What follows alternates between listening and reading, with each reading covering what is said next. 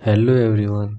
तो आज का जो हमारा वीडियो का टॉपिक रहने वाला है वो है यूकैरियोटिक डीएनए रेप्लिकेशन। ठीक है, इसमें जो हम लोग मॉडल ऑर्गेनिज्म पढ़ते हैं, मॉडल ऑर्गेनिज्म जिसके अंदर हम लोग पढ़ना चाहते हैं डीएनए रेप्लिकेशन, वो क्या है? ईस्ट। ईस्ट क्या आता है? सिंगल सेल्ड यूकैरियोट होता है। ठीक है, अब जब अगर आप लोग पढ़े होंगे या फिर प्रीवियस लेक्चर में देख लिए होंगे प्रोकैरियोट्स का डीएनए रेप्लिकेशन, तो वैसा ही सेम टू सेम यूकैरियोट्स में भी होता है, बट जो इंजाइम्स वगैरह यूज़ होता है उसका नाम चेंज हो जाता है। ठीक है, तो चलिए देखते हैं। सबसे पहले हम लोग देखते हैं क्या कि इसका डीएनए कैसा होता है। जो ईस्ट होता है इसका डीएनए कैसा होता है? इसका जो डीएनए होता है वो लीनियर होता है, मतलब स्ट्रेट होता है, सीधा होता है। ठीक है, उसके बाद क्या होता है? Multiple genome. इसका मतलब होता है कि बहुत सारे उसमें क्रोमोसोम्स होते हैं। ठीक है, फिर क्या होता है? डबल स्ट्रैंडेड डीएनए होता है। ठीक है, अब हम लोग एक चीज़ और जानते हैं रेप्लिकेशन के बारे में। रेप्लिकेशन क्या होता है? रेप्लिकेशन का प्रॉपर्टीज़, सबसे पहला क्या है? ये तो बाई डायरेक्शनल होता है। By directional in the sense कि दोनों तरफ, अगर यहाँ से स्टार्ट हो रहा है डीएनए का रेप्लिकेशन तो इधर भी बढ़ेगा, इधर भी बढ़ेगा। ठीक है, दूसरा साइमल्टेनियस क्या होता है? ये जो दो स्टैंड होता है दोनों में एक साथ ही रेप्लिकेशन चलेगा। ऐसा नहीं होगा कि पहले एक स्टैंड बन जाएगा फिर दूसरा, वैसा नहीं होता है, दोनों में एक साथ ही चलता है। फिर जो थर्ड पॉइंट है वो क्या है? सेमी डिसकंटिन्यूअस मतलब क्या होता है कि सेमी मतलब तो हाफ हो गया, हाफ डिसकंटिन्यूअस जैसे रुक रुक करके बनेगा और एक पूरा बनेगा, एक रुक रुक करके एक पूरा बनता है। ठीक है, उसके बाद ये जो डीएनए का, ये तो हो गया हमारा रेप्लिकेशन का कैरेक्टरिस्टिक्स। ठीक है, अब ये डीएनए में क्या होता है? जो हम लोग प्रोकैरियोट्स में पढ़े थे, प्रोकैरियोट्स में क्या पढ़े थे? प्रोकैरियोट में जो रेप्लिकेशन का स्टार्टिंग हुआ था वो कहाँ से हुआ था? ओरिजिन ऑफ रेप्लिकेशन, जिसको हम लोग क्या बोले थे? ORI। ठीक है, वैसे ही यहाँ भी होता है, यूकैरियोट में भी ओरिजिन ऑफ रेप्लिकेशन होता है, बट हम लोग जो हम लोग पढ़े थे प्रोकैरियोट्स में वो सिंगल था। वो क्या था? मोनो रेप्लिकॉनिक। बट ये क्या होता है? ये होता है मल्टी रेप्लिकॉनिक। अब रेप्लिकॉनिक क्या होता है? रेप्लिकॉनिक ऐसा डीएनए का सीक्वेंस होता है जहाँ से रेप्लिकेशन स्टार्ट होता है, और मल्टी हो गया मेनी। तो इसमें बहुत सारा ORI होता है। ठीक है, ओरिजिन ऑफ रेप्लिकेशन, और यहाँ पे ओरिजिन ऑफ रेप्लिकेशन को दूसरा नाम से बुलाते हैं। चलिए हम लोग स्टार्ट करते हैं। ये हमारा हो गया एक लीनियर जीनोम। ठीक है, ये बड़ा सा जीनोम, ये हो गया हमारा ORI, ओरिजिन ऑफ रेप्लिकेशन। ठीक है, इस ओरिजिन ऑफ रेप्लिकेशन को हम लोग यूकैरियोट्स में, ये तो ओरिजिन ऑफ ORIC किस में बोलते हैं? प्रोकैरियोट्स में। बट यहाँ पे यूकैरियोट्स में इसी ORI को हम लोग बोलते हैं, क्या बोलते हैं? ARS। ठीक है, ARS कहाँ पे बोलते हैं? यूकैरियोट्स में हम लोग बोलते हैं ARS। ठीक है, इसका फुल फॉर्म क्या हो गया?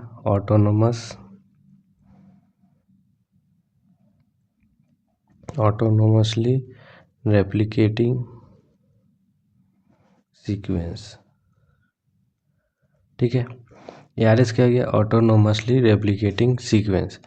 अब देखिए, जब यहाँ से रेप्लिकेशन स्टार्ट होगा तो ये क्या होगा? इधर साइड भी होगा, इधर साइड रेप्लिकेशन इधर भी होगा, इधर भी होगा। चलिए अब इसको हम लोग जूम इन करके देखते हैं। इस एक ORI को हम लोग जूम इन करते हैं। ठीक है, जब इसको हम लोग जूम इन किए तो इसमें अलग अलग हमको क्या मिला? डोमेन मिला। ठीक है, अलग अलग डोमेन, जैसे ये हो गया हमारा। अब अलग अलग डोमेन कैसे, ये एक डोमेन हो गया, यहाँ से यहाँ तक इसको ए बोल दिए, ठीक है। फिर कुछ हट करके B1 B2 फिर इधर B3, ये अलग अलग डोमेन है, ये हमको अलग अलग डोमेन मिला, ठीक। अब जब प्रोकैरियोट में हम लोग देखते हैं ORI में, तो ORI जब होता है उसके बाद क्या आता है, एक इनिशिएटर प्रोटीन आता है, ठीक है। हम इधर प्रोकैरियोट्स का भी दिखाते चलते हैं आपको। सबसे पहले ORI C हुआ, फिर क्या आया, इनिशिएटर प्रोटीन, इनिशिएटर प्रोटीन। जब इनिशिएटर प्रोटीन, तो यहाँ भी क्या होगा, इनिशिएटर प्रोटीन आएगा। तो अब सबसे पहला प्रोटीन जो होगा वो क्या आएगा, सबसे पहला प्रोटीन जो होता है इनिशिएटर, इनिशिएटर प्रोटीन। अब इस इनिशिएटर प्रोटीन को हम लोग यूकैरियोट्स में क्या बोलते हैं, ORC 1 to 6, ठीक है। इस इनिशिएटर प्रोटीन को हम लोग बोलते हैं ORC 1 to 6। और ये बाइंड कहाँ पे करता है, ये बाइंड करता है हमारा, binds to A and B1 domain. ये कहाँ पे बाइंड कर जाता है, A और B1 डोमेन पे। तो देखिए जैसे A और B1 डोमेन है, यहाँ पे ये प्रोटीन बाइंड कर गया, ठीक है। ये कौन सा प्रोटीन है, इनिशिएटर प्रोटीन, ठीक है। बाइंड तो किया इस डोमेन पे, A और B1 डोमेन पे, बट इंटरैक्ट किसके साथ करता है, B2 डोमेन के साथ, इंटरैक्ट विथ B2 डोमेन। अब जैसे हम लोग प्रोकैरियोट्स में पढ़े थे कि जो वो 9 पे बाइंड करता है बट 13 पे एक्ट करता है। तो 13 पे एक्ट क्यों करता है, क्योंकि वहाँ पे 80 रिच सीक्वेंस था। तो वैसे ही ये जो B2 डोमेन होता है, ये क्या होता है, 80 रिच होता है। जहाँ पे 80 रिच होगा तो उसको क्या करना होगा, उसको बॉन्ड को ब्रेक करना ईजी हो जाता है, ठीक है। और ये जो इनिशिएटर प्रोटीन, ये भी किस फैमिली से बिलोंग करता है, ATPase फैमिली से, ठीक है। यहाँ तक समझ में आया कि क्या होता है, ठीक। और फिर यहाँ पे जो ये B3 डोमेन है, ये जो B3 डोमेन, अब इसका क्या काम है, यहाँ पे एक और प्रोटीन आता है, उसको क्या बोलते हैं, ARS बाइंडिंग प्रोटीन, या फिर इसी को बोलते हैं ARS बाइंडिंग फैक्टर। अब इसका काम क्या होता है, ये आता है binds with B3 domain, B3 domain के साथ बाइंड करता है और क्या करता है, प्रोवाइड सपोर्ट एंड स्टेबलाइजेशन। जो ये इस सीक्वेंस को क्या करता है, या फिर जब ये हो रहा होता है, ये फंक्शन जब हो रहा होता है, तो उसको सपोर्ट करने के लिए कौन सा प्रोटीन आता है, ARS बाइंडिंग फैक्टर या फिर प्रोटीन, ठीक है। अब चलिए देखते हैं हम लोग जो नेक्स्ट प्रोकैरियोट में इनिशिएटर के बाद क्या आता था, हमारे पास हेलिकेज। हेलिकेज किसके साथ आता था, लोडर प्लस जो मेन एंजाइम है उसके साथ। तो वैसे ही यहाँ पे भी अब हेलिकेज आएगा। सेकेंड एंजाइम जो है वो क्या आएगा, हेलिकेज, हेलिकेज लोडर किसके साथ आएगा, हेलिकेज एंजाइम के साथ, ठीक है। अब इस हेलिकेज लोडर का काम क्या है, जो हमारा लोड करना है हेलिकेज को। बट यूकैरियोट में इसका नाम क्या है, CDT1 और CDC6, ये नाम है हेलिकेज लोडर का। और जो हेलिकेज एंजाइम है इसका नाम क्या है, MCM227, ठीक है। इसका फुल फॉर्म होता है मिनी क्रोमोसोमल मेंटेनेंस 227, ठीक है। हेलिकेज लोडर क्या कौन कौन सा है, CDT1 CDC6। हेलिकेज जो मेन एंजाइम है वो क्या है, MCM227, ठीक है। ये भी क्या आता है, हेक्सागोन हेक्सामेरिक स्ट्रक्चर, हेक्सामेरिक रिंग होता है, ये भी 6 कार्बन मतलब 6 स्ट्रक्चर का रिंग होता है।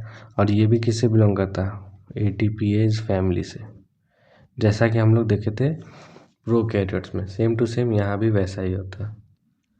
अब हम लोग क्या जानते हैं कि जो हमारा यूकैरियोट होता है उसमें सेल डिवीज़न चलता है, और कभी भी हमारा सेल डिवीज़न में जो DNA सिंथेसिस होता है, सेल डिवीज़न में DNA सिंथेसिस कब होता है, जो सेल डिवीज़न होता है उसका 2 फेज़ होता है ना, आई फेज़ और एम फेज़। आई फेज़ 3 टाइप, आई फेज़ में 3 कैटेगरी होता है, G1, S और G2। और फिर एम फेज़ में हमारा सेल डिवाइड करता है, ठीक है। तो जो हमारा DNA सिंथेसिस होता है वो कब होता है, एस फेज़ में होता है। बट ये जो इनिशिएटर प्रोटीन और ये जो हेलिकेज लोडर हेलिकेज के साथ ये कब आ जाता है, G1 फेज़ में। G1 फेज़ में कौन कौन आ गया है,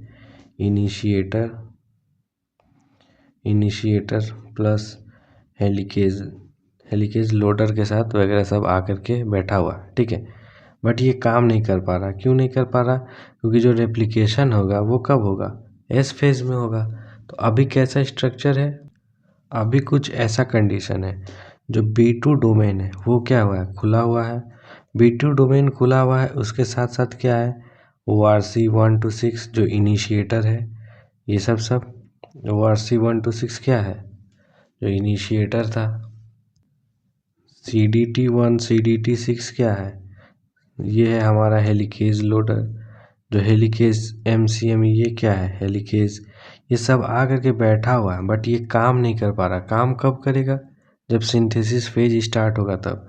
तो अब चूंकि अभी ये काम कर नहीं रहा है, तो इसके लिए हम लोग इसको क्या बोल देते हैं, प्री-RC स्टेज। प्री-RC का फुल फॉर्म होता है,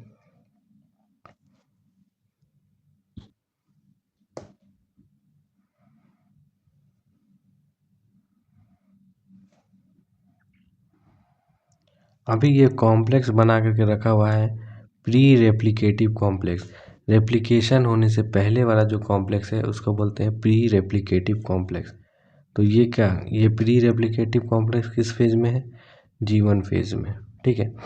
जब G1 से S फेज में चेंज होगा, या फिर जब वो G1 से S फेज में ट्रांजिशन लेगा तो क्या होगा, चलिए वो देखते हैं। देखिए जब G1 फेज से S फेज में सेल पहुंचता है तो क्या होता है, इस S फेज में बहुत सारे काइनेजेस प्रोटीन होता है। अब इन काइनेजेस प्रोटीन का काम क्या होता है, फॉस्फोराइलेशन करना, मतलब एडिशन ऑफ फॉस्फोरस। जब फास्फोरस को जब ऐड किया जाता है तो क्या होता है, जो इनएक्टिव RC कॉम्प्लेक्स है वो क्या कर जाएगा, एक्टिवेट कर जाएगा। तो यहाँ पे जो काइनेसिस प्रेजेंट होता है, जैसे CD केस, DD केस, ये सब काइनेसिस प्रेजेंट होते हैं। तो जो क्या करते हैं, जो प्री-RC है उसके ऊपर फॉस्फोराइलेट कर देते हैं, फॉस्फेट ग्रुप का एडिशन करवा देते हैं, जिससे क्या हो जाता है, ये जो इनएक्टिव था ये भी क्या है, इनएक्टिव। जब फॉस्फोराइलेट हो गया तो ये क्या बन जाता है, active RC, active replicative complex. अब इसमें होता क्या है, जब फॉस्फोराइलेट होता है तो जो ORC है, ORC 1 to 6, जो CDT था, CDT1, CDC6, ये सब क्या करता है, ये सब रिलीज हो जाता है, ये सब बाहर निकल जाता है। सिर्फ क्या बचता है, एक्टिव RC में क्या होता है, जो हेलिकेज था, हेलिकेज जो मेन हेलिकेज था कौन सा था, MCM227। ये जो मेन हेलिकेज था यही बचता है एक्टिव RC में। अब आपका क्वेश्चन होगा कि क्यों नहीं जो G1 फेज में ही क्यों नहीं एक्टिवेट कर दिया गया। जब ये हेलिकेज एक्टिवेट होगा तो क्या होगा, ये हमारा क्या करेगा, H बॉन्ड को तोड़ेगा, H बॉन्ड हाइड्रोजन बॉन्ड को तोड़ करके क्या करेगा, डबल स्ट्रैंडेड से सिंगल स्ट्रैंड डीएनए बना देगा। तो G1 फेज में ही क्यों नहीं उसको एक्टिवेट कर दिया गया, इसका भी रीज़न है।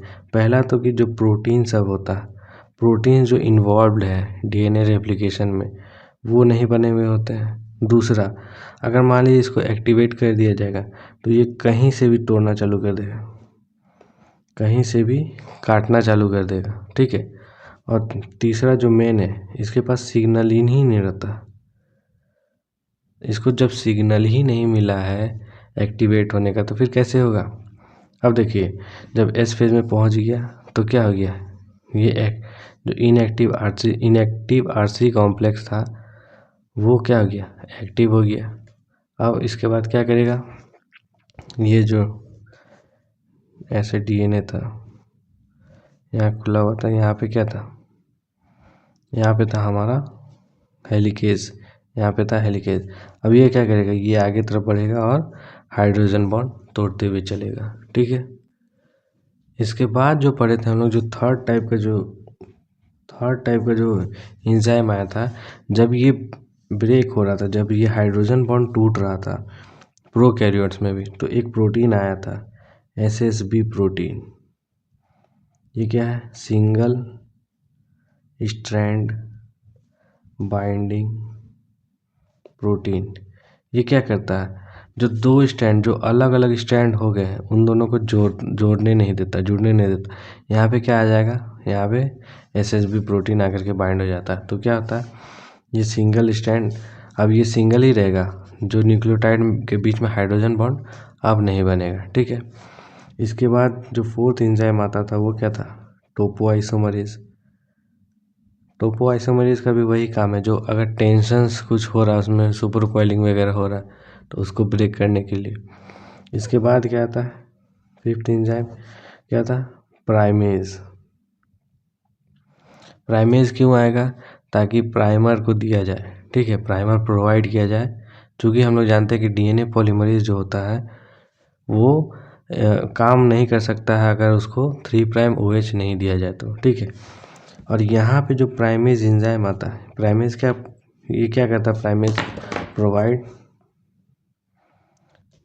प्राइमर, ठीक है। और तो ये जो प्राइमेज एंजाइम है, इसका यहाँ पे नाम क्या है, जो यूकैरियोट्स में काम करता है, डीएनए पॉल अल्फा, ठीक है। डीएनए पॉल अल्फा है प्राइमेज, जो प्रोवाइड करता है प्राइमर, ठीक है। अब देखिए, ये है हमारा रेप्लिकेशन फॉर्क, ठीक है, जहाँ पे रेप्लिकेशन हो रहा। हम लोग जानते हैं कि जो रेप्लिकेशन होता है वो किधर से होता है, 5' से 3' डायरेक्शन की तरफ, ठीक है। और हमको क्या चाहिए, प्राइमर हमको कौन बना के दिया, DNA polymerase alpha, DNA Paul alpha हमको प्राइमर बना के दे दिया 5' से 3' की तरफ। तो अब यहाँ से क्या आ जाएगा, एक स्ट्रैंड बनेगा ऐसे, जो कि क्या होगा, कंटिन्यूअस होगा, और ये क्या होगा, डिसकंटिन्यूअस, ठीक है। तो जो ये कंटिन्यूअस है, कंटिन्यूअस या फिर लीडिंग स्ट्रैंड, इसको बनाने के लिए जो पॉलीमरेज आता है, जो डीएनए पॉलीमरेज आता है, वो होता है डीएनए पॉल एप्सिलॉन, ठीक है। जो लीडिंग स्ट्रैंड को बनाता है वो आता है डीएनए पॉल एप्सिलॉन, ठीक है। अब जो ये डिसकंटिन्यूअस या फिर जो लैगिंग स्ट्रैंड बनाता है, लैगिंग स्ट्रैंड, इसको जो बनाने वाला जो एंजाइम या फिर जो पॉलीमरेज आता है वो होता है डीएनए पॉल डेल्टा, ठीक है। यहाँ ई से हम लोग ई समझ सकते हैं, लीडिंग में ई है तो यहाँ पे एप्सिलॉन आएगा, ठीक है। ये है ट्रिक। तो अब देखिए ये क्या है, अब यहाँ पे हम लोग के पास 3 पॉलीमरेज है, DNA Paul alpha, DNA Paul epsilon, DNA Paul delta, ठीक है।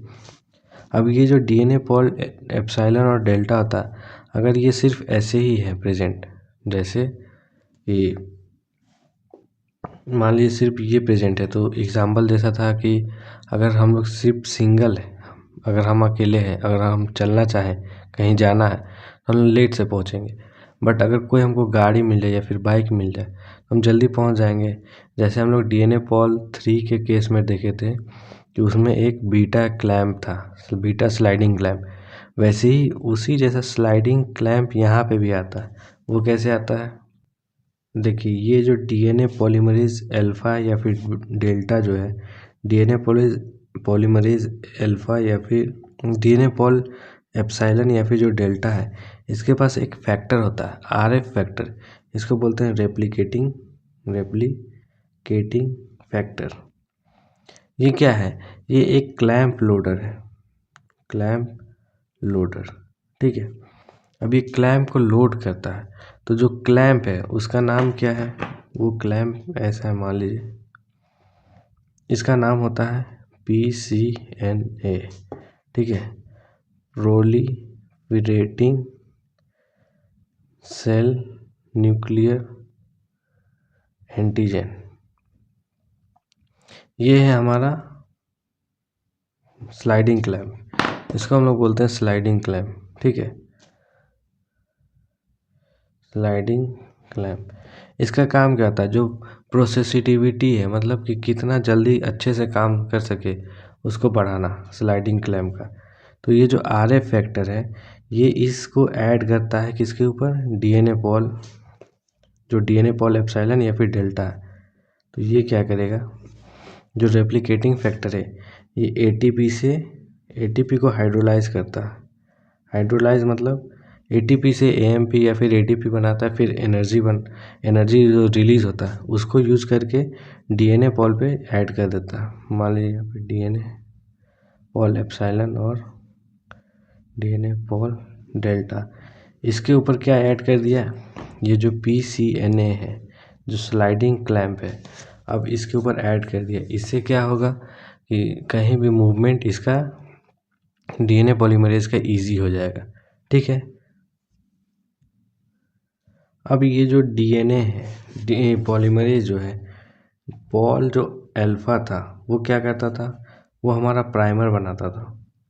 बट अब प्राइमर का ज़रूरत नहीं है, तो इसको क्या होगा? हटाना होगा। इसको हटाना है, तो इसको हटाने का काम कौन करता है? DNA पॉल अल्फा को हटाने का काम जो करता है वो करता है DNA पॉल एप्सिलॉन और DNA पॉल डेल्टा। यही किसको करता है? ये पॉल अल्फा को हटाता है। अब इसी हटाने को हम लोग बोलते हैं पॉलीमरेज स्विचिंग। पॉलीमरेज स्विचिंग क्या होता है? इस जो प्राइमर बनाने वाला जो पॉलीमरेज है अल्फा, उसको हटाने को हम लोग पॉलीमरेज स्विचिंग बोलते हैं। ठीक है। और जब इतना सब हो रहा है तो अब क्या हो सकता है? एक चांस और है कि हमारा जो है वापस से इनिशिएट हो जाए DNA रेप्लिकेशन। तो उसको रोकने के लिए एक प्रोटीन आता है जो 7th नंबर प्रोटीन है, उसको बोलते हैं जेमिनिन प्रोटीन।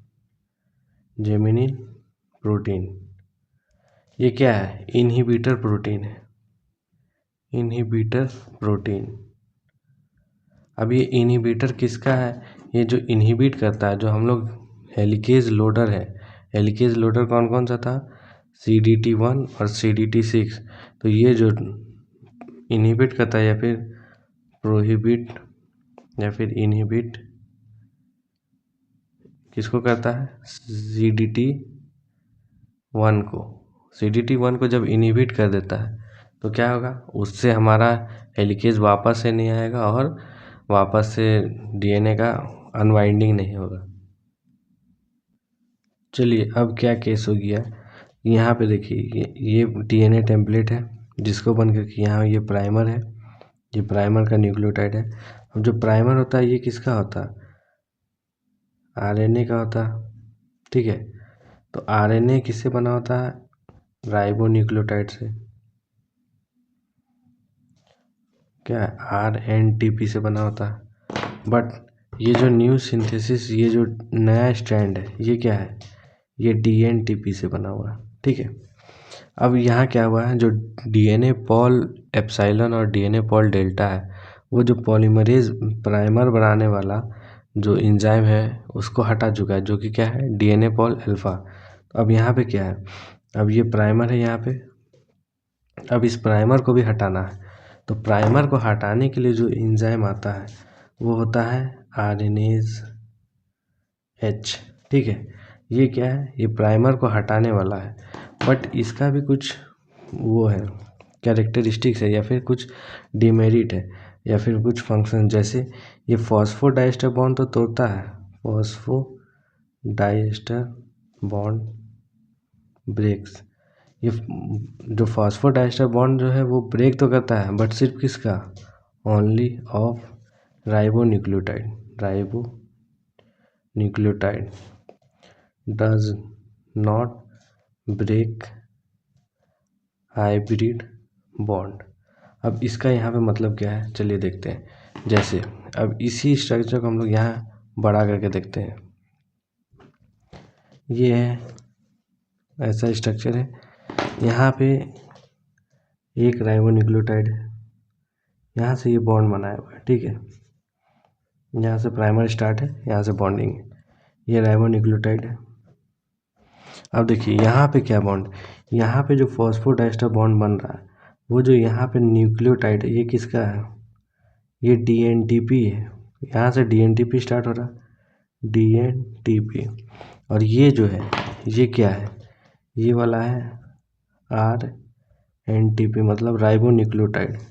तो ये यहाँ तक तो बॉन्ड ब्रेक कर देगा, जो ये RNase H है वो यहाँ से बॉन्ड ब्रेक करते करते करते करते यहाँ तक तो कर देगा, बट इन दोनों के बीच में जो अब कौन सा बॉन्ड बच रहा है, ये जो ये और इसके बीच में जो ये बॉन्ड, इस बॉन्ड को नहीं ब्रेक कर सकता है, इस बॉन्ड को ब्रेक नहीं कर सकता है RNase। ठीक है, तो इस बॉन्ड को हटाने के लिए दूसरा एंजाइम आता है, उसको बोलते हैं हम लोग FEN, FEN, FEN1।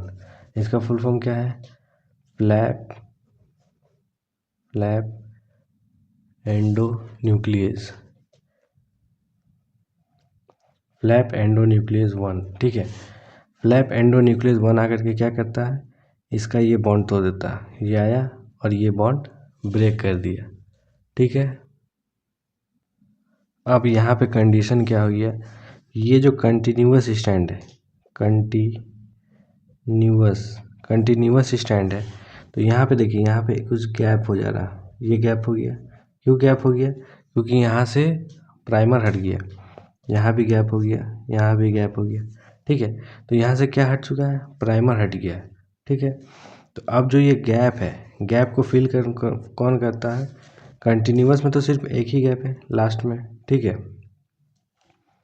और इस गैप को फिल करता है हमारा जो लैगिंग स्टैंड है, उसमें DNA का सिंथेसिस कौन कर रहा था, DNA पॉल डेल्टा कर रहा था। ठीक है, तो DNA पॉल डेल्टा किसके साथ मिलके, प्लस FEN1 मिल करके ये जो रिपेयर कर देता है, ये क्या करता है, रिपेयर करता है, जो गैप है उसको फिल कर देता है।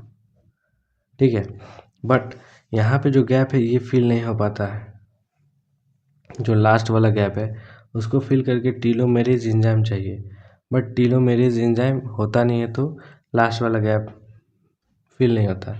तो वैसे ही क्या हो जाता है, एक साइड में अगर इधर देखें, ऐसा कुछ कंडीशन मिल जाता है, ये पूरा क्रोमोसोम है। ठीक है, पूरा DNA है, इसमें कैसा मिल जाता है, ये हमको लास्ट में कुछ सीक्वेंस मिल जाता है। ये क्या है, इसको हम लोग बोलते हैं 3' ओवरहैंग।